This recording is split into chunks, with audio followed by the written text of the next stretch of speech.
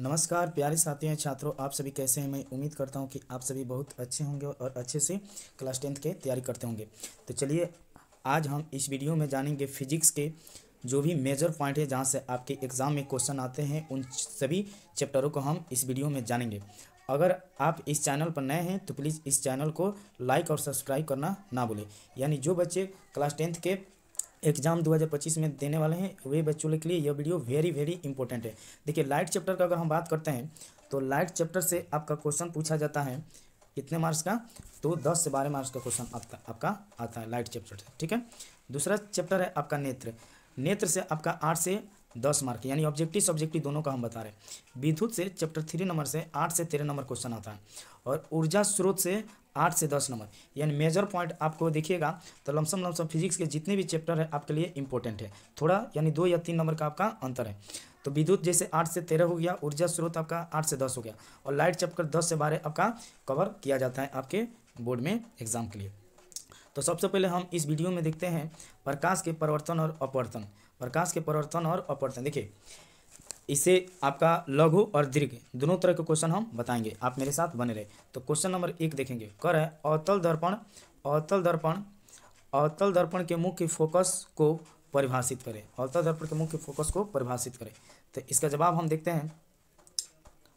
देखिए कर है अवतल दर्पण के मुख्य अक्ष पर समांतर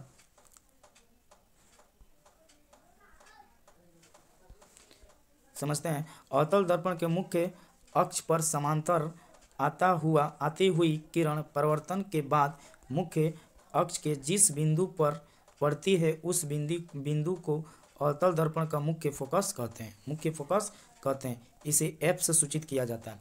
यानी क्वेश्चन है अवतल दर्पण के मुख्य फोकस को परिभाषित करें।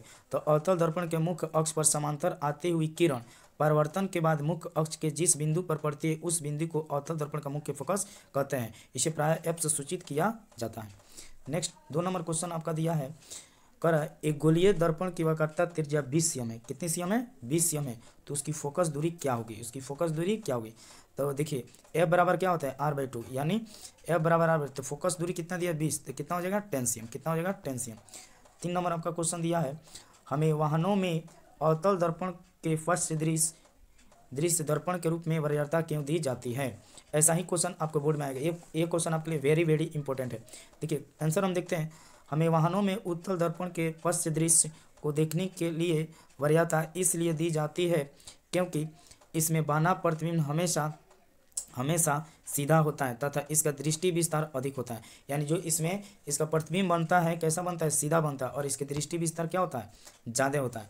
4th नंबर आपका क्वेश्चन है, अवतल दर्पण उत्तल दर्पण के 3 उपयोग लिखे। तो देखते हैं। देखिए उत्तल दर्पण का उपयोग साइड, देखिए सड़क, गली यानी स्ट्रीट लाइट में बोल सकते हैं। किस लाइट में? स्ट्रीट लाइट में।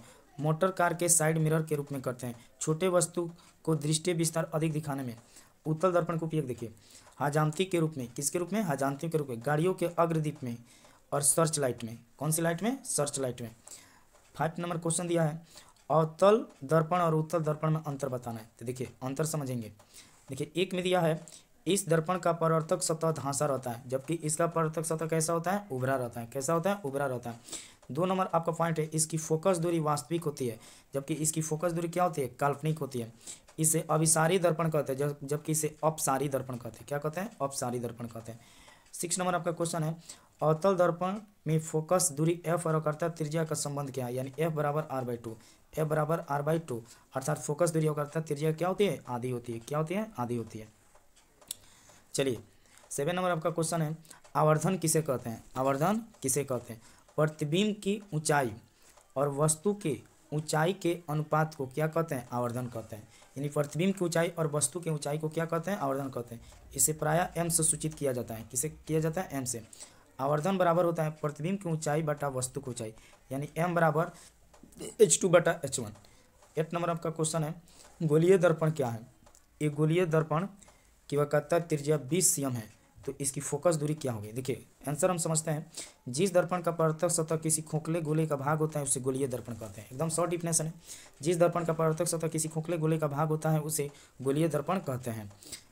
अब देखते हैं, एफ बराबर r/2 होता है। देखिए यानी 10 cm। कितना हो जाएगा? 10 cm। 9 नंबर क्वेश्चन दिया है, कांच की आयताकार सिली में अपवर्तक दो किरणों का नामांकित चित्र बने। ऐसा आप चित्र इसे बनाना पड़ेगा। ठीक है, चलिए 10 नंबर क्वेश्चन हम देखते हैं, पार्श्विक विस्थापन से आप क्या समझते हैं। ये इंपॉर्टेंट क्वेश्चन है। कांच के स्लैब से निकलने वाली निर्गत किरण तथा आपतित किरण के मूल पथ के बीच लंबिक दूरी को पार्श्विक विस्थापन कहते हैं। फिर से देखते हैं, कांच स्लैब से निकलने वाली निर्गत किरण तथा आपतित किरण के मूल पथ के बीच लंबिक दूरी को पार्श्विक विस्थापन कहते हैं। ओके, नेक्स्ट 11 नंबर क्वेश्चन है, उत्तल